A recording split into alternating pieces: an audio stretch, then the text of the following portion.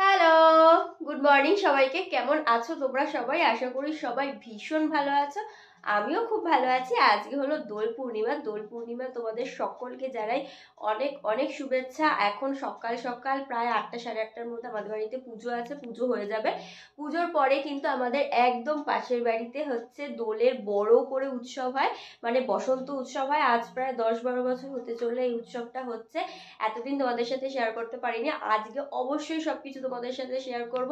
তো ব্লগটা কিন্তু একটু মিস করলে চলবে না, প্রথম থেকে শেষ পর্যন্ত দেখতে হবে। আর কেমন লাগলো অবশ্যই সেটা কমেন্ট করে জানাতে হবে। তো চলো আজকে ব্লগটা তাহলে এখান থেকে স্টার্ট করছি।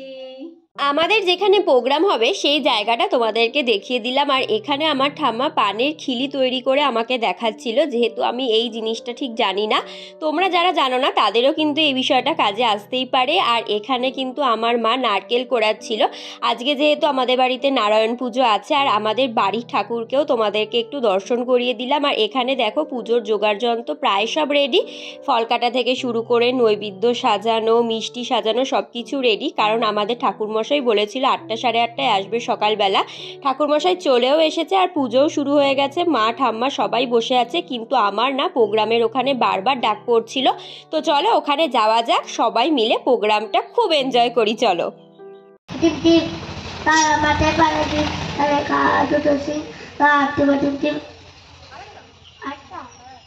ঠিক আছে,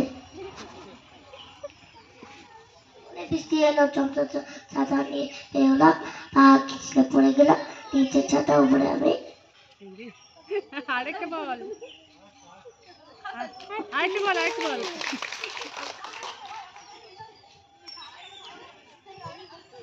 শিল্পীকে অসংখ্য ধন্যবাদ।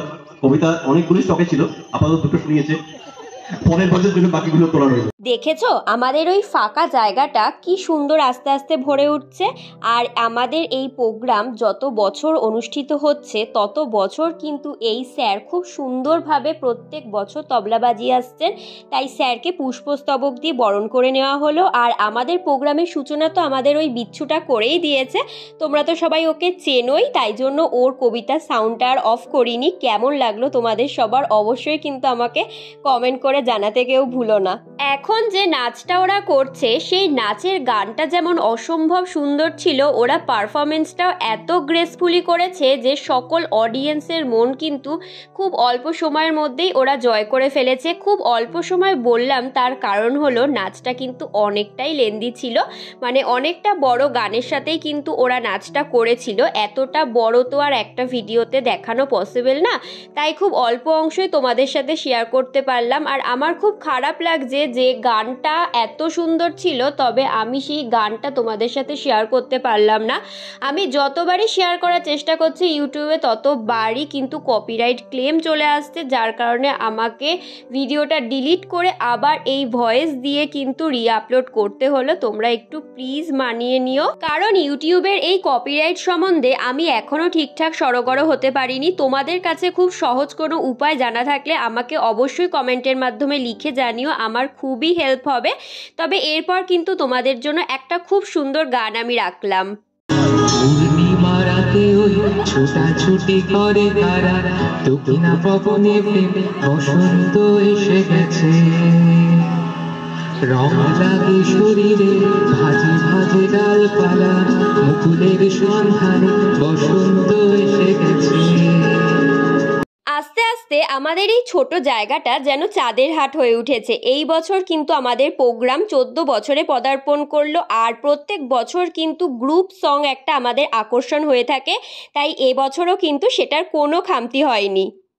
ভালো লাগে নৌকায় চলে ভাসতে, প্রজাপতি ভালো লাগে দেখতে, ডান্ডার ধরে বসে উদাসী বিকেল দেখে ভালোবাসে এখন কবিতা। মঞ্চে যে দুজনাকে দেখতে পাচ্ছ সেই দুজনার গান ছাড়া কিন্তু আমাদের এই প্রোগ্রামটা খানিকটা অসম্পূর্ণই বলা চলে।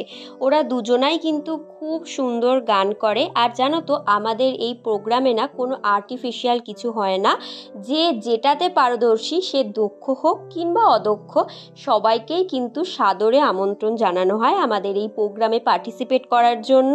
তাই জন্যই দেখতে দেখতে আমাদের প্রোগ্রাম আজ 14 বছর হয়ে গেল। আর এই যে দিদিটা এখন ডান্স করছে সেই দিদিটাই কিন্তু প্রত্যেকবারের মতো এবারও আমাদের প্রোগ্রামের শেষ সূচনা করে দিল আবির ছড়িয়ে দেওয়ার মাধ্যমে।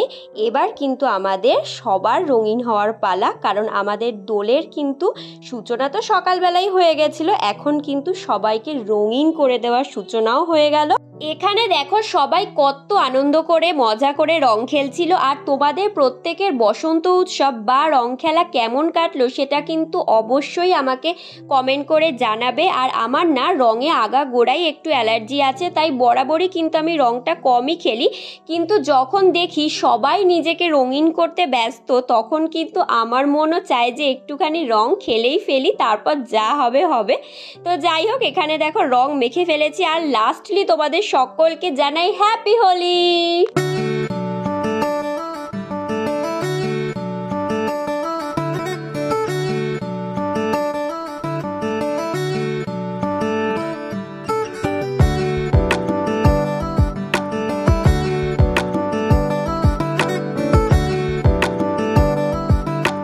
নাচ গান হাসি মজা আড্ডা ইয়ার্কিতে এবছরের বসন্ত উৎসবও কিন্তু ভীষণ ভালো কাটলো। আর প্রত্যেক বছর যেন তোমাদের সাথে এই প্রোগ্রামের সব অংশ আমি শেয়ার করে নিতে পারি এই আশাই রাখি।